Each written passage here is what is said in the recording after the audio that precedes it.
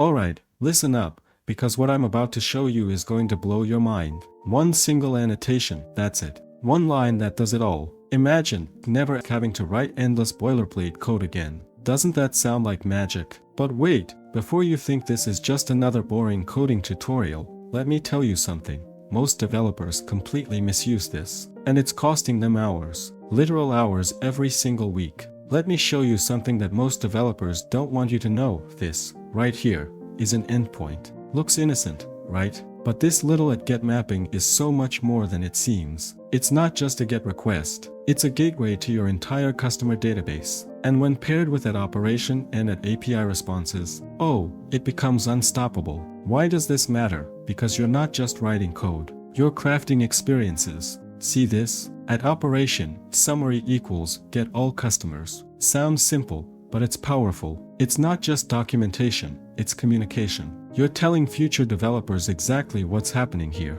Crystal clear, no guesswork. But hold on, don't skip ahead. Here's where it gets sneaky. You probably think this line is all about Swagger docs, right? Wrong. This line also sets the stage for your tests, your contracts, even your security. Then there's this. At get mapping, value equals /customers. Look closer. It's not just an endpoint. It's a promise. A promise to deliver accurate data, to stay RESTful, to obey standards. But here's the catch. Asterisk, most developers mess it up. Asterisk. They forget the headers. They ignore response schemas. They think, oh, JSON is fine. No. This at API response, it's your shield. It tells the client exactly what to expect, down to the last field. Without it, chaos. Total chaos. Now, let me ask you, have you ever seen code this clean, this efficient? Be honest. Because this kind of structure, it's rare, but it doesn't have to be. By the end of this video, you'll know how to write endpoints that not only work, they sing. You'll be the developer everyone turns to, the one who gets it. So, if you're ready to level up, stick around,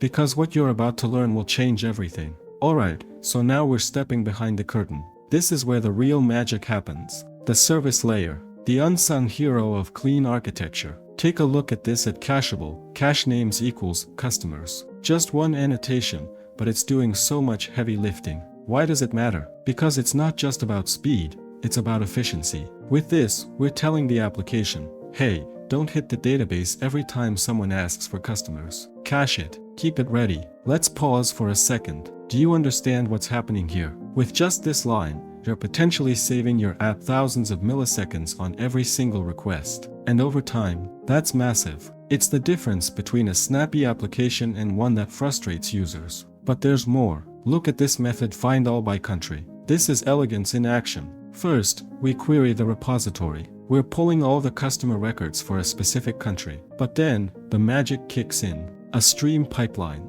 We're not just grabbing raw data and shoving it into the response. No, we're transforming it. Mapping it into clean, lightweight DTOs with customer mapper, map to DTO. This isn't just good practice, it's essential. Why? Because your database entities are not your API contracts. They're different worlds. Your entities are raw, messy, full of extra data you don't want to expose. But your DTOs, they're clean, lightweight, built for consumption. And here's where it gets even better. Customer's DTO Builder. This is the kind of structured response that clients dream of. A clear object, with clear fields, and no surprises. But let's talk about the subtle brilliance of this. You see, this isn't just returning a list, it's encapsulating it in a wrapper object, customer's DTO. Why does that matter? Because scalability. Today, it's just a list. Tomorrow, maybe you'll add metadata, pagination info, links to related resources. By wrapping your data now, you're future-proofing your API.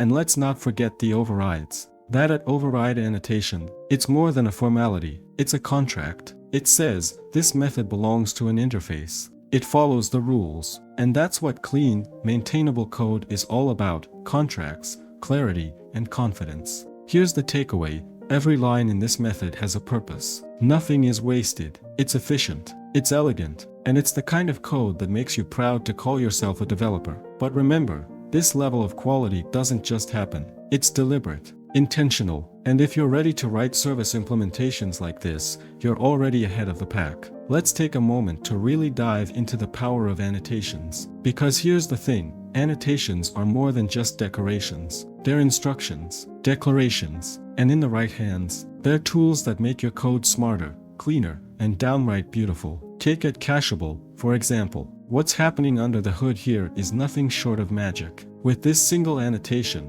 we're tapping into a caching mechanism that works silently in the background. Every time getAll is called, the application checks the cache first. If the data is there, boom, instant response. If it's not, it fetches the data, caches it, and then serves it. But wait, there's more. The beauty of it cacheable isn't just its functionality, it's the intent it communicates. Think about it. If you're reading this code for the first time, you don't need a long-winded comment explaining caching logic. The annotation tells you everything you need to know. Now, let's zoom out. Annotations like at override, at get mapping, and at cacheable might look simple, but they're part of a much bigger story. Why do we even use annotations? Because they allow us to focus on business logic, not plumbing. Think about what you're not writing because of annotations. No manual cache management code. No boilerplate for REST endpoints. No explicit implements calls for every overridden method. And here's where it gets even cooler. Annotations are modular. Want to add caching to another method? Just slap it cacheable on it.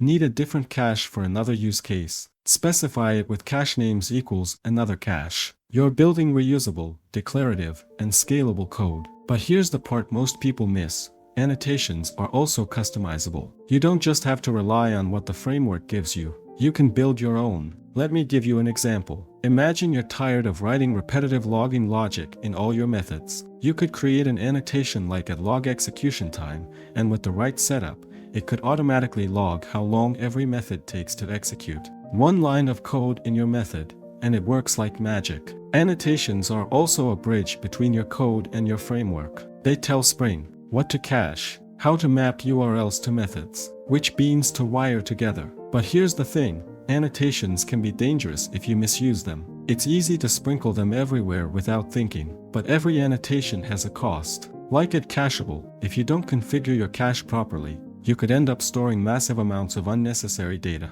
So, use them wisely, understand what they do, and most importantly, make sure they align with the purpose of your code. Because when you use annotations the right way, they turn ordinary code into something extraordinary. They simplify complexity, they reduce noise, and they make your application faster, smarter, and easier to maintain. So next time you see an annotation, don't just glance over it. Think about what it's doing for you, and how it's silently making your life as a developer better. Now let's pull back and look at the bigger picture, the class itself. This is where everything comes together, where annotations, dependencies, and logic intertwine to create a service that's not just functional, but robust. This class starts with a simple yet critical declaration. At service, this annotation is more than just a label. It tells Spring, hey, this is a business service. Manage it for me. With this single line, we're handing over the reins to the framework. No need to manually instantiate or manage this class. Spring takes care of it. And in return, we get dependency injection, one of the most powerful tools in our developer arsenal. Speaking of injection, notice how this class handles dependencies. Instead of directly creating instances of customer repository or customer DTO mapper,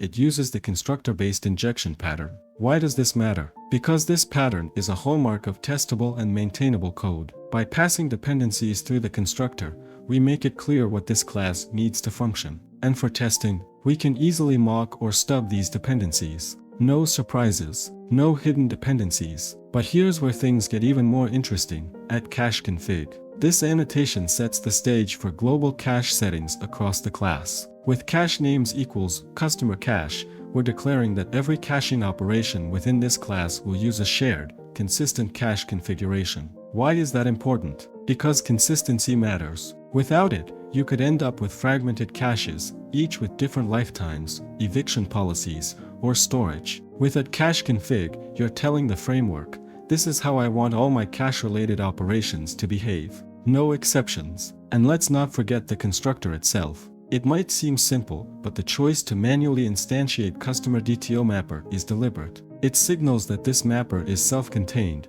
It doesn't need Spring to manage it. Why? Because sometimes, simplicity is the best option. This class is more than just a collection of methods. It's a carefully constructed blueprint for handling customer-related business logic. Every annotation, every dependency, every decision contributes to its clarity and efficiency. But here's the real takeaway. This isn't just about writing code that works. It's about writing code that lasts. Code that's scalable, testable, and easy to read, even for someone who's never seen it before. Because when you think about it, this class isn't just serving customers. It's serving developers, future you, your teammates, and the next person who maintains this system. So, take a moment to appreciate what's happening here. This isn't just a service implementation. It's a masterclass in how to build software that just works. And isn't that what we're all striving for? Alright, now we've reached the heart of persistence, the repository layer. This is where the data lives, and how it flows into our application. What makes this interface truly fascinating is the sheer power of Spring Data repositories.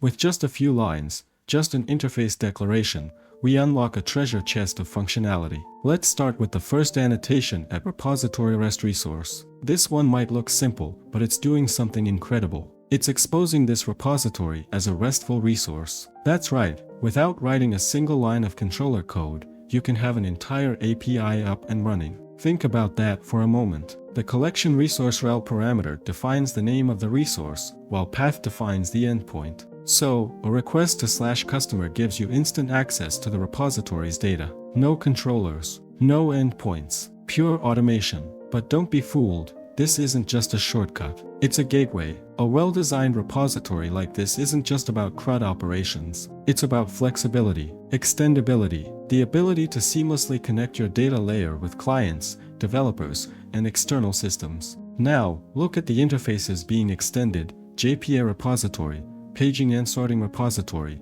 and CRUD repository. This combination is what makes this repository so powerful. Each interface brings something unique to the table. CRUD repository gives you the basics: save, delete, find by ID. Simple, reliable, and foundational. Paging and sorting repository layers in the ability to paginate and sort results, which is crucial for scaling your API as your dataset grows. JPA repository takes it to the next level, adding JPA-specific methods like flushing, batch operations, and custom queries. But the real MVP, the custom finder methods. Take findAll by country, at nullable string country. With this single declaration, Spring Data understands exactly what you're asking for. No need to write SQL, no need to manage result sets. The framework parses the method name, understands the intent, and dynamically generates the query for you. And let's not overlook the @nullable annotation. It might seem like a small detail, but it's a huge signal. It tells the application, and other developers, that the country parameter is optional. If it's null, no problem.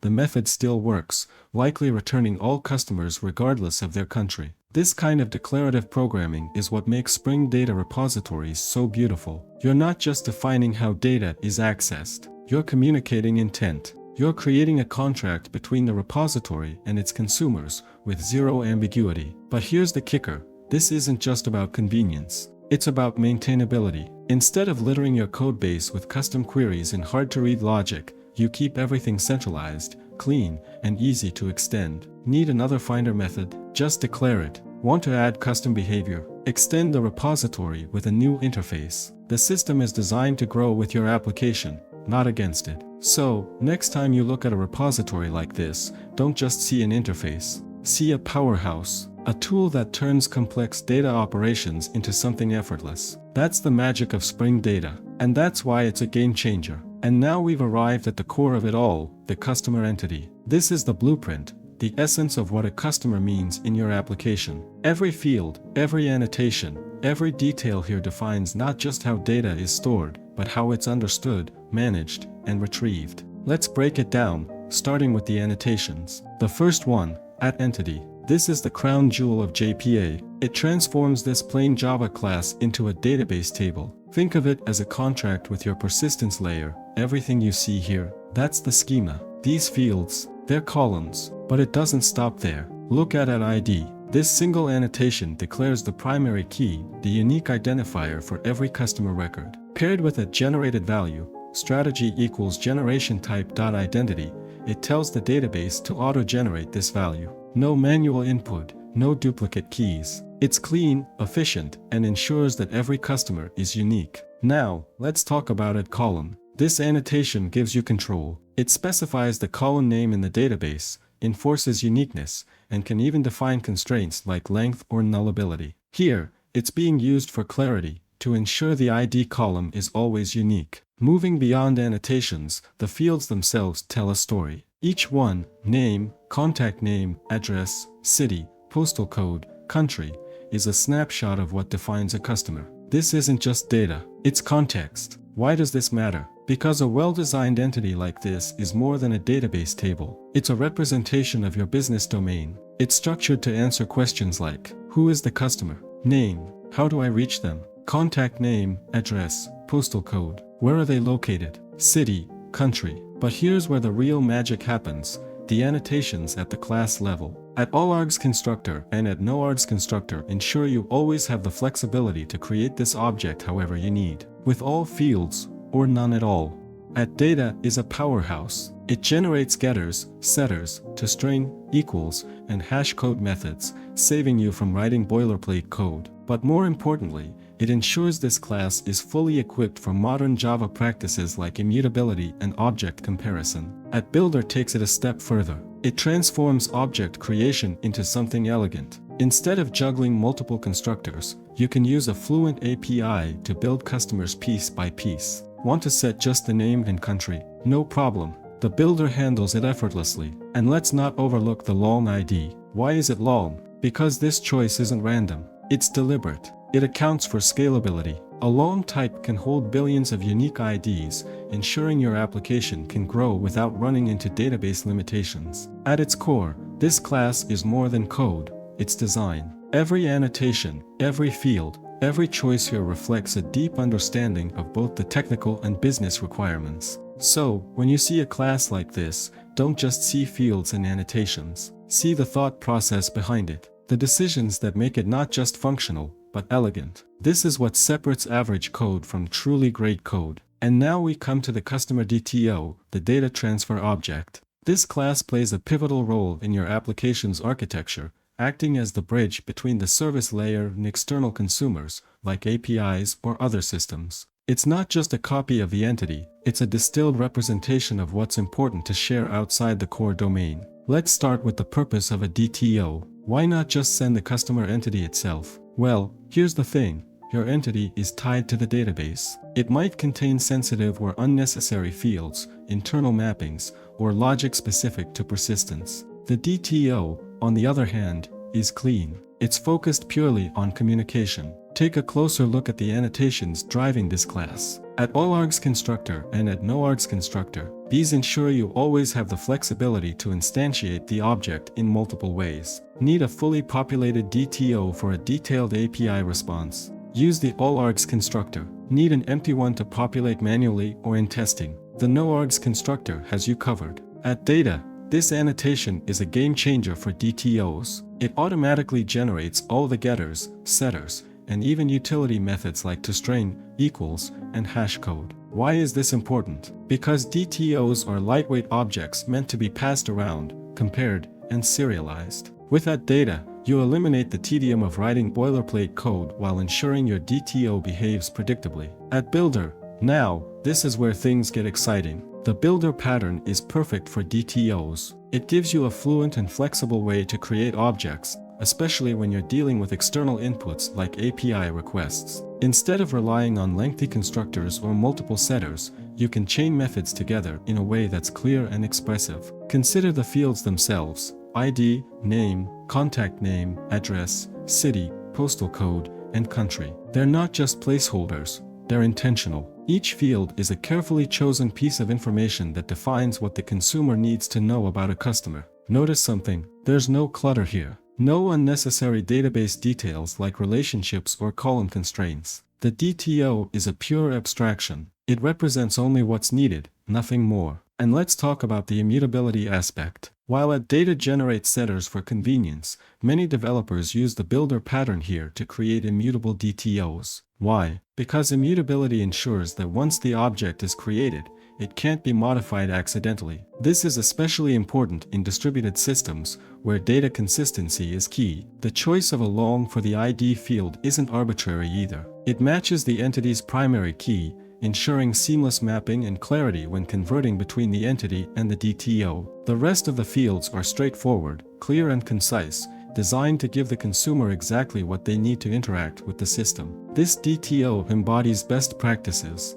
It's clean, focused, and built to handle the demands of modern applications. Whether it's for a REST API response, inter-service communication, or even logging, the customer DTO ensures that only the right data gets where it needs to go. And here's the beauty of it. This isn't just about functionality. It's about making your application resilient. A well-designed DTO like this creates a buffer between your core domain and external systems, protecting your entities from accidental exposure or misuse. So when you see a class like this, don't underestimate it. The DTO is the unsung hero of software architecture, a simple yet powerful tool that keeps your system clean, efficient, and secure. And now we come to the customer's response data class, a deceptively simple yet absolutely critical piece of the architecture. This class represents the final product that your API delivers to its consumers. It's more than just a wrapper, it's the face of your service. At first glance, it seems straightforward, a single field,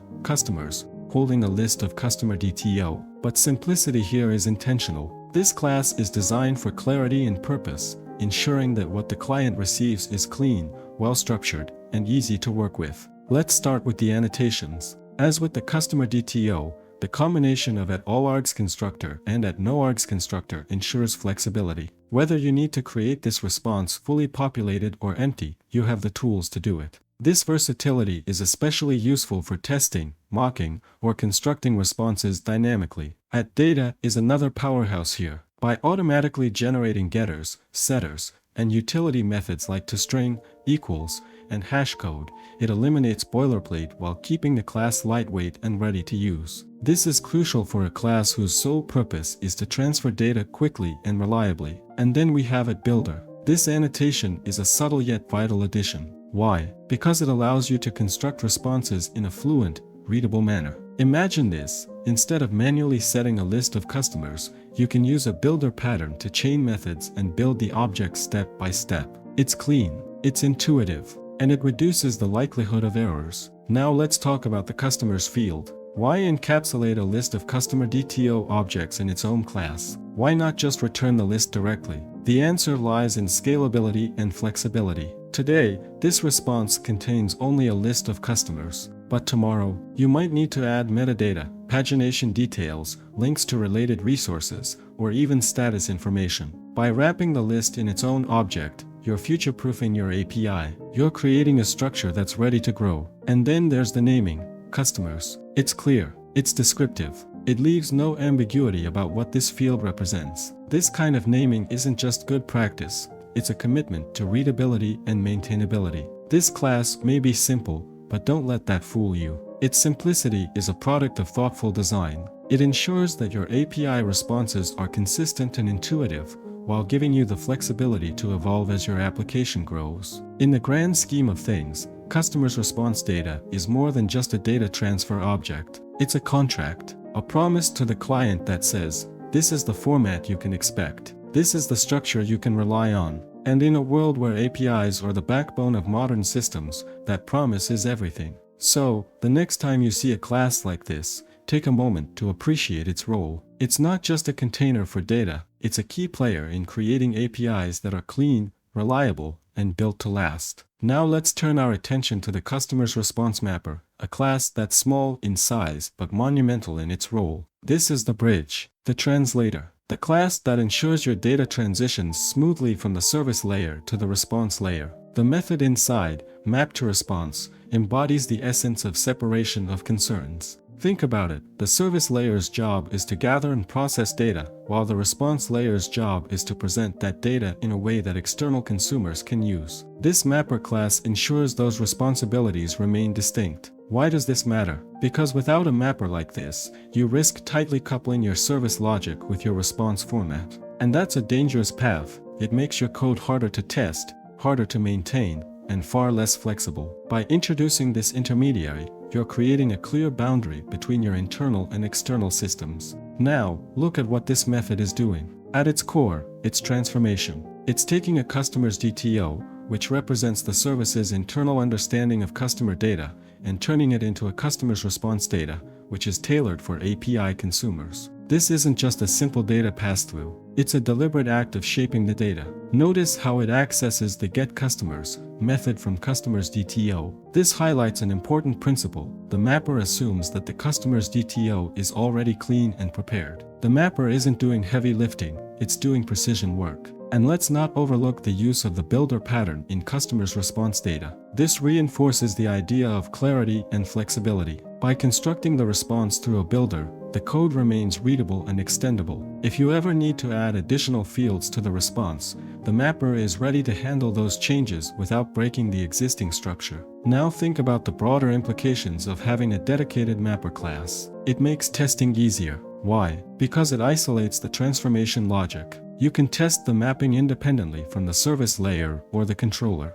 You can feed it mock customer's DTO objects and verify that it produces the correct customer's response data. This kind of isolation is the hallmark of good design. But there's something even more subtle happening here. The mapper encapsulates the rules of conversion. For example, if the transformation ever needs to change, say, mapping additional fields or applying formatting, it happens here, in one place. The service doesn't care about the specifics. The controller doesn't care about the specifics. The mapper takes full responsibility. This might seem like a small detail, but it's a huge win for maintainability. It ensures that your codebase remains modular, flexible, and easy to extend. So, don't underestimate this class. The customer's response mapper may be simple, but it's essential. It's the unsung hero of clean architecture, ensuring that your system stays organized, testable, and built for the future. When you look at it, you're not just seeing a method, you're seeing a design philosophy in action. A philosophy that says, every part of the system has a purpose. Every piece works together, and together, they create something greater.